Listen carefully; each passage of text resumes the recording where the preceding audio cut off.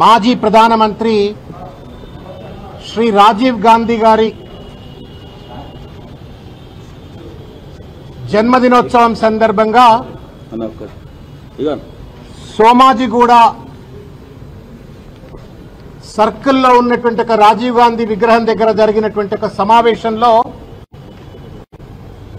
తాను ముఖ్యమంత్రిని అనే కనీస ఇంగితము విఘ్నత సోయి లేకుండా బాధ్యత లేకుండా ముఖ్యమంత్రి రేవంత్ రెడ్డి గారు మాజీ ముఖ్యమంత్రి తెలంగాణ ఉద్యమ నేత తెలంగాణ రాష్ట్ర ప్రదాత అయినటువంటి ఒక కల్వకుంట్ల చంద్రశేఖరరావు గారిపైన గౌరవనీయులు వారిపైన ఇష్టం వచ్చినట్లు అవాకులు చెవాకులు పేలుతూ ఆఖరికి వారు చనిపోకముందే వారి విగ్రహాల ప్రస్తావన పట్టుకొచ్చి ఒక చిల్లర మనస్తత్వాన్ని వ్యక్తీకరించి అంతేకాకుండా పార్టీ కార్యకర్తలను రెచ్చగొడుతూ బీఆర్ఎస్ పార్టీ కార్యకర్తలపైన దాడులు చేయాలనేటువంటి ఒక రీతిలో సామాజిక అశాంతిని శాంతి భద్రతల సమస్యను సృష్టించేటువంటి ఒక దుర్మార్గమైనటువంటి క్రూరమైనటువంటి ఒక ప్రయత్నాన్ని రేవంత్ రెడ్డి చేస్తే ఇవాళ బాధ్యత కలిగినటువంటి ఒక నాయకులుగా సమాజంలో ఉన్నటువంటి ఒక సిటిజన్స్ గా ఇవాళ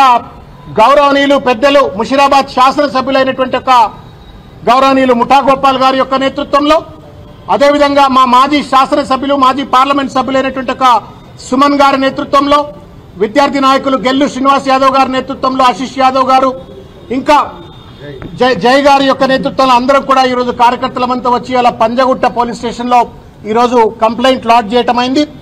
పోలీసు వారిని మేము విజ్ఞప్తి చేస్తా ఉన్నాం, చట్టం ముందు ముఖ్యమంత్రి అయినా లేకపోతే ఆఫీసర్ అయినా అటెండర్ అయినా చిన్నవాడైనా పెద్దవాడైనా సమానమే.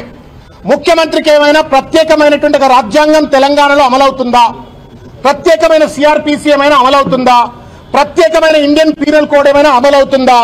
ఇష్టం వచ్చినట్టు ఒక ప్రాంతంలో అత్యంత గౌరవించబడేటువంటి ఒక నాయకుడిని, గౌరవింపబడే నాయకుడిని, ఒక పార్టీ అధ్యక్షుడిని, ఒక మాజీ ముఖ్యమంత్రి 2 సార్లు ముఖ్యమంత్రిగా పనిచేసినట్టు ఒక కేసీఆర్ గారి పట్ల అవాకులు చెవాకులు మాట్లాడమే కాకుండా ఆయన చనిపోక ముందు ఆయన విగ్రహం గురించి మాట్లాడటం ఎంతవరకు న్యాయం? పోలీసులు ఎందుకు ఈ రకమైనటువంటి ఒక ఔచిత్యాన్ని ప్రేక్షక పాత్ర పోషిస్తూ వహిస్తున్నారని చెప్పని ఇవాళ మేము అడుగుతా ఉన్నాం. మనకు ఒక మాట ఉంటది, సమయం సందర్భం సంస్కారం అని ఒక 3 పదాలు ఉంటాయి. సమయం సందర్భం సంస్కారం. దురదృష్టం ఏంటంటే ఉన్నతమైన పదవుల్లో కూర్చున్న వాళ్లకు వీటి విఘ్నత వీటి సోయి వీటి పట్ల ధ్యాస ఎక్కువ ఉండాల. దురదృష్టం ఏంటంటే రేవంత్ రెడ్డికి ముఖ్యమంత్రి అయిన తర్వాత ఆ ఉన్న కాస్త ఏమాత్రమైన ఇంగితం ఉందో లేదో అది కూడా పోయినట్టున్నది. వాళ్ళ నా సమయం లేదు, సందర్భం లేదు, కనీస కుర్చీ పట్ల ఉండవలసిన బాధ్యత సంస్కారం లేకుండా ఇష్టం వచ్చినట్టు మాట్లాడుతా ఉన్నాడు. ఏం సమయం అది? భారత మాజీ ప్రధాని, భారతరత్న బిరుదాంకితుడు, అంత పెద్ద మనిషికి సంబంధించిన ఒక జన్మదిన సందర్భంలో ఆయన చేసిన గొప్ప గురించి, ఆయన చేసిన త్యాగం గురించి, ఆయన దేశానికి చేసిన సేవ గురించి మాట్లాడాల్సింది పోయి ఇష్టం వచ్చినట్లు కేసీఆర్ గారిపై తూలనాటం ఎంతవరకు న్యాయం? అంతేకాదు ఆయన మాట్లాడిన భాషకు ఎదురుగా ఉన్నటువంటి ఒక చిన్నపిల్లలు, ఆ మీటింగ్ లో ఉన్న చిన్నపిల్లలు కూడా సిగ్గుతో తల వంచుకునేటువంటి రీతిలో చిల్లర మల్లరగా మాట్లాడుతూ ఉన్నాడు. చిల్లర మాటలకు చిరునామాగా రేవంత్ రెడ్డి మాట్లాడుతూ ఉన్నాడు. ఇవాళ ఒక వదర బోతు లెక్క, కళ్ళు తాగిన కోతి లెక్క ఇవాళ ఇష్టం వచ్చినట్లు ఇవాళ కేసీఆర్ గారి పైన సాడిస్ట్ మనస్తత్వంతో ఇవాళ మాట్లాడి తన దుగ్ధను తీర్చుకుంటా ఉన్నాడు రేవంత్ రెడ్డి. కుర్చీకి ఉన్నటువంటి ఒక ముఖ్యమంత్రి కుర్చీకి ఉన్నటువంటి ఒక గౌరవాన్ని కూడా ఇవాళ కించపరిచే ప్రయత్నం చేస్తా ఉన్నాడు. What are you doing Revanth Reddy? మీరు అసలు రాజీవ్ గాంధీ గారి పైన గౌరవం ఉందా నీకు? నిజంగా నీకు భారత మాజీ ప్రధాని రాజీవ్ గాంధీ గారి పైన గౌరవం ఉంటే ఇవాళ విగ్రహం పంచాయతీ సెక్రటరియట్ ముందు పెట్టవు. ఎవరైనా ఆ ఇంట్లో పెద్ద మనుషులు చనిపోతే వాళ్ళ విగ్రహాలు పెట్టాలన్నా, వాళ్ళ సమాధులు కట్టాలన్నా లేనిపోని పంచాయతీలు సృష్టించుకోరు. శాంతియుతంగా సానుకూలంగా సమస్య పరిష్కారం కావాలా, వాళ్లకు నివాళులు అర్పించాలనుకుంటారు. ఇది ఎక్కడ చిల్లర మనస్తత్వం అనేది?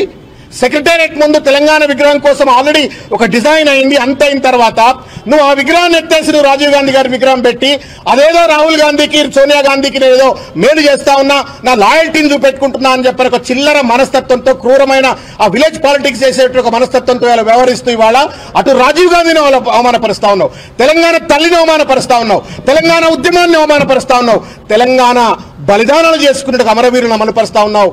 రేవంత్ రెడ్డి గారు దయచేసి మీరు విజ్ఞతతో వ్యవహరించండి. మీ కూర్చున్న కుర్చీ అత్యంత ఉన్నతమైనటువంటిది. ఇవాళ నువ్వు కూర్చున్నావు, రేపు ఇంకో పెద్ద మనుషులు కూర్చుంటారు. కానీ ఆ కుర్చీని అగౌరవపరిచే ప్రయత్నం చేస్తే మాత్రం తస్మాత్ జాగ్రత్త, తగిన మూల్యం చెల్లించుకోవాల్సి తప్పదు అని చెప్పి నేను ఈ సందర్భంగా తెలియజేస్తాను.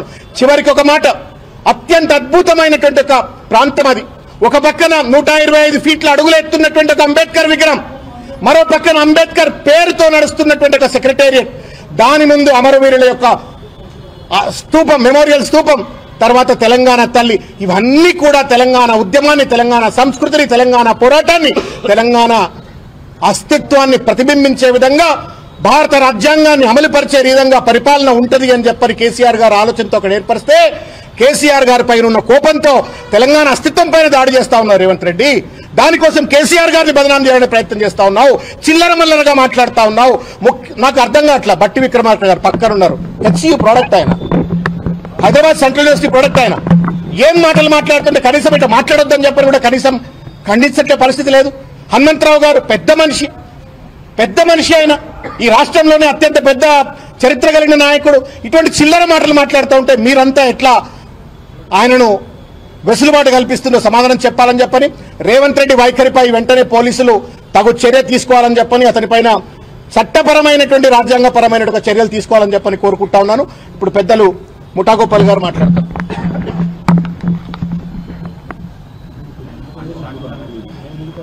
ఈరోజు భారత మాజీ ప్రధాని రాజీవ్ గాంధీ గారి జన్మదినం సందర్భంగా మరి మన ముఖ్యమంత్రి రేవంత్ రెడ్డి గారు కేసీఆర్ గారి పైన, మాజీ ముఖ్యమంత్రి కేసీఆర్ గారి పైన చేసిన వ్యాఖ్యలకు ఈనాడు ప్రతి ఒక్కరూ వాళ్ళ నిరసన తెలియజేస్తున్నారు. మనం కేసీఆర్ భారత ప్రధాని, ఆనాటి భారత ప్రధాని రాజీవ్ గాంధీ గారు చేసిన ఆయన మంచి పనులు, ఆయన చేసిన సేవల గురించి ప్రజలకు చెప్పాల్సింది పోయి ఒకటే రోజు చేసే కథలుగా ఈనాడు కేసీఆర్ గారిని తిట్టడం ఒకటే పెట్టుకున్నాడు. ఆయనే కేసీఆర్ గారిని తిట్టినంత మాత్రం నీ పదవి మాత్రం పెరగదు బిడ్డ. ఈనాడు ప్రతి ఒక్కరు నీకు ఎలాంటి బుద్ధి చెప్పాలో ప్రజలు ఆలోచిస్తున్నారు. కాబట్టి మాట్లాడుతున్నప్పుడు ప్రతిదీ పెద్దల గురించి మాట్లాడుతున్నప్పుడు బాగా ఆలోచించి మాట్లాడాలని కోరుకుంటున్నాను, లేకపోతే బాగుండదని తెలియజేస్తున్నాను.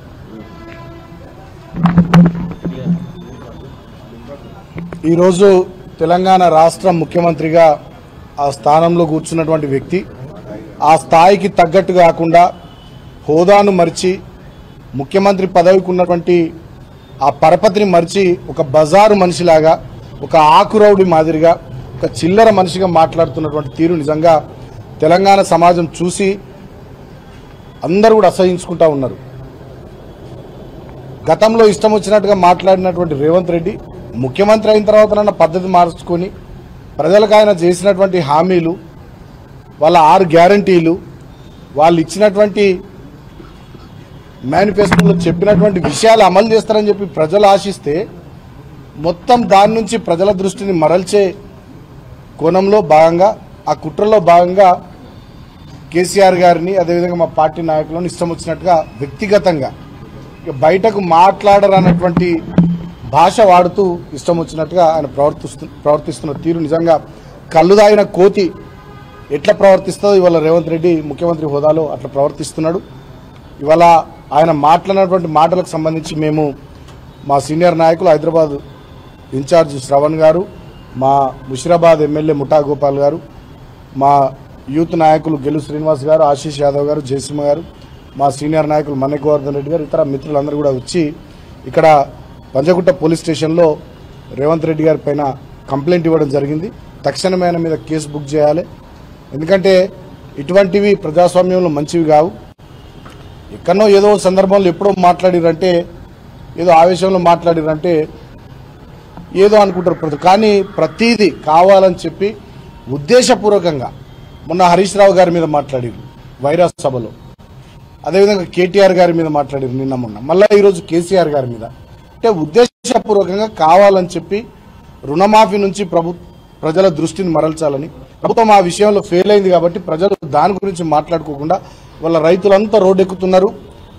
కాంగ్రెస్ వాళ్ళు కనబడితే వాళ్ళ లాగులు వలగొట్టే పరిస్థితి ఉన్నది. కాబట్టి ఇటువంటి పరిస్థితి నుండి బయటపడడానికి, ప్రజల దృష్టిని మరల్చడానికి 49,000 కోట్ల రుణమాఫీలో 17,000 కోట్లు చేసినామని చెప్పి దాంట్లో కూడా ఇవాళ డిప్యూటీ సీఎం బట్టి విక్రమార్క గారు చెప్పిన దాని ప్రకారం 7,500 కోట్ల రైతుల ఖాతాల్లో పడ్డాయని చెప్పి వారే స్వయంగా చెప్పినారు. కాబట్టి వీటన్నిటి నుంచి ప్రజల దృష్టి మరల్చాలంటే కేసీఆర్ను తిట్టాలి, కేటీఆర్ను తిట్టాలి, హరీష్ గారిని తిట్టాలనే ఒక చిల్లర ప్రయత్నం రేవంత్ రెడ్డి చేస్తూ ఉన్నాడు.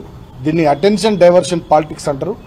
తెలంగాణలో ఇవాళ అది చేస్తూ ఉన్నటువంటి రేవంత్ రెడ్డికి తగిన రీతిలో బుద్ధి చెప్పడానికి తెలంగాణ ప్రజలు సిద్ధంగా ఉన్నారు. ఆనాడు ఈయన ఎన్నడూ కూడా తెలంగాణ ఉద్యమంలో లేడు. తెలంగాణ రాష్ట్రం కోసం కేసీఆర్ గారి నాయకత్వంలో మేము పోరాటం చేస్తున్న సందర్భంలో ఈయన చంద్రబాబు నాయుడు పక్కన ఉన్నాడు. సమైక్యవాదానికి మద్దతు ఉన్నాడు రేవంత్ రెడ్డి.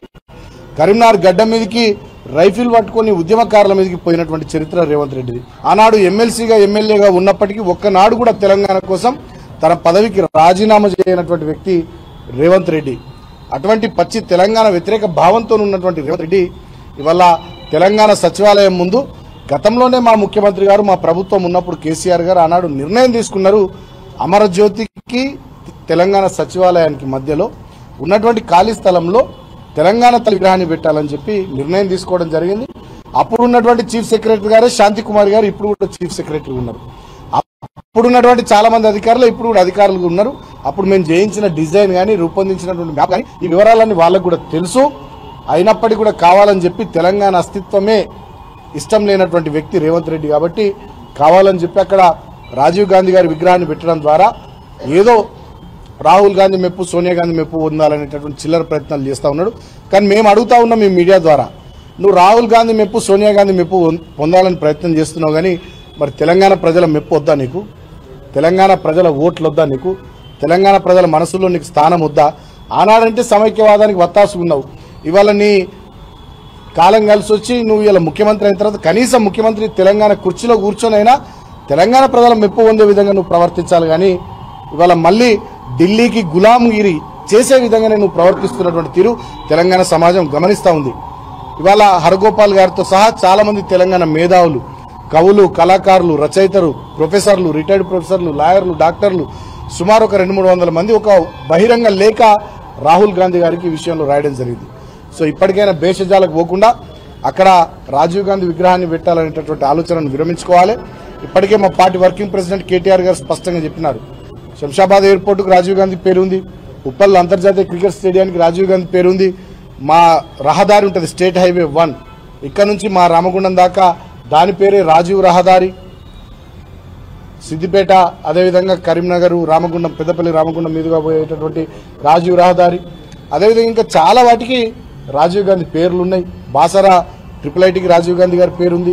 అదేవిధంగా చాలా రాజీవ్ గాంధీ గారి విగ్రహాలు తెలంగాణలో ఉన్నాయి. సో మేము వాటికి వ్యతిరేకం, రాజీవ్ గాంధీ గారికి వ్యతిరేకం కాదు. ఆయన భారత మాజీ ప్రధానమంత్రి అయినప్పటికీ కూడా మేము ఒకటే మాట కోరుతా ఉన్నాం, రేవంత్ రెడ్డిని నువ్వు పునరాలోచన చేయాలి. తెలంగాణ అస్తిత్వాన్ని, తెలంగాణ ఆత్మగౌరవాన్ని, తెలంగాణ యొక్క సంస్కృతి సంప్రదాయాలను కించపరిచే విధంగా నువ్వు అక్కడనే ఖచ్చితంగా కాదు కూడదు సచివాలయం ముందే, అమరజ్యోతి ముందే నువ్వు రాజీవ్ గాంధీ విగ్రహం పెడతా అంటే ఖచ్చితంగా రాబోయే రోజుల్లో వచ్చేది మళ్ళీ ప్రజల ఆశీర్వాదంతో ఖచ్చితంగా మా ప్రభుత్వమే. మా ప్రభుత్వం వచ్చిన తర్వాత రాజీవ్ గాంధీ విగ్రహాన్ని అక్కడి నుంచి వేరే చోటికి మీ గాంధీ భవన్కో ఎక్కడికో తరలిస్తాం. ఖచ్చితంగా దాంట్లో మేము వెనుకకు పోం. ఇప్పటికైనా అటువంటి మాజీ ప్రధానమంత్రి కాబట్టి ఆయనకు ఉండేటటువంటి గౌరవం రీత్యా ఇటువంటి చిల్లర పనులు చేయొద్దని చెప్పి నేను రేవంత్ రెడ్డికి సూచిస్తా ఉన్నా. సో ఇవాళ ఆయన మాట్లాడినటువంటి మాటల్ని సభ్య సమాజం తెలంగాణలో తీవ్రంగా ఖండిస్తూ ఉంది. మేము కూడా ముక్త కంఠంతో ఖండిస్తూ ఉన్నాం. ఈయన భాషను, ఈయన పద్ధతిని, ఈయన ధోరణిని, ఈయన నడవడిని, ఈయన ఆలోచన విధానాన్ని తెలంగాణ సమాజం కూడా గమనించాలి, గుర్తించాలని చెప్పి నేను ఈ సందర్భంగా విజ్ఞప్తి చేస్తూ ఇప్పుడే స్టేషన్ హౌస్ ఆఫీసర్ సిఐ గారికి పంజాగుట్ట పిఎస్లో కంప్లైంట్ ఇవ్వడం జరిగింది. డెఫినెట్గా వీ హోప్ ఆయన కేసు ఫైల్ చేస్తారని చెప్పి మేము అనుకుంటున్నాం. ఎఫ్ఐఆర్ ఫైల్ చేస్తారు. డెఫినెట్గా ఇటువంటి భవిష్యత్తులో పునరావృతం కాకుండా పోలీస్ డిపార్ట్మెంట్ కూడా తగిన చర్యలు తీసుకుంటుందనేటటువంటి ఆశాభావాన్ని మేము వ్యక్తం చేస్తా ఉన్నాం. ఇందాక మా శ్రవణ్ గారు చెప్పినట్టు నేను కాంగ్రెస్ పార్టీ సీనియర్ నాయకుల్ని కూడా కోరుతా ఉన్నా, ఏమైపోయారు మీరంతా ఎటువేరు? మా దామోదర్ రాజనరసింహ గారు, ఉత్తమ్ కుమార్ రెడ్డి గారు, బట్టి విక్రమార్క గారు, చాలా మంది సీనియర్ నాయకులు, మరి మీరు ఎందుకు మాట్లాడతలేరు? ఈ ధోరణితో రేవంత్ రెడ్డి మాట్లాడుతూ ఒక రకమైనటువంటి చిల్లర వ్యవహారాన్ని తెలంగాణలో కొనసాగిస్తూ ఉంటే మరి తెలంగాణ కాంగ్రెస్ సీనియర్ నాయకులు మీరేం చేస్తూ ఉన్నారో ఇది తెలంగాణకు మంచిది కాదు, తెలంగాణ రాజకీయాలకు కూడా మంచిది కాదు. ఇవాళ రేవంత్ రెడ్డి ముఖ్యమంత్రి ఉన్నారు, డెఫినెట్గా మా టైం వస్తుంది, మా తర్వాత ఇంకెవరన్నా రావచ్చు. కానీ ఎవరు ముఖ్యమంత్రులైనా, మంత్రులైనా, ప్రభుత్వాలను ఏర్పాటు చేసినా తెలంగాణలో ఉండేటటువంటి ఆ సోషల్ ఫ్యాబ్రిక్ దెబ్బతినకుండా, తెలంగాణ సమాజానికి ఇబ్బంది కలగకుండా అందరం కూడా రాజకీయాలకు అతీతంగా మాట్లాడాల్సినటువంటి అవసరం, పనిచేయాల్సినటువంటి బాధ్యత మన మీద ఉంది. ఇటువంటి చిల్లర మల్లర రెచ్చగొట్టే ధోరణితో కూడినటువంటి చర్యల వల్ల తెలంగాణ సమాజంలో అశాంతి చెలరేగుతుంది. ఇప్పటికే లా అండ్ ఆర్డర్ పూర్తిగా కంట్రోల్ తప్పింది. హైదరాబాద్ ఆగమైపోయింది, తెలంగాణ ఆగమైపోయింది. మనకున్న బ్రాండ్ ఇమేజ్ అంతా కూడా దెబ్బతింటా ఉన్నది. సో ఇప్పటికైనా ముఖ్యమంత్రి రేవంత్ రెడ్డి బజారు మనిషిలాగా, చిల్లర ఆకురౌడిలాగా, కళ్ళు దాగిన కోతిలాగా మాట్లాడడం బంద్ చేసి బాధ్యత కలిగినటువంటి ముఖ్యమంత్రిగా ప్రవర్తించాలని నేను కోరుతా ఉన్నా. Thank you.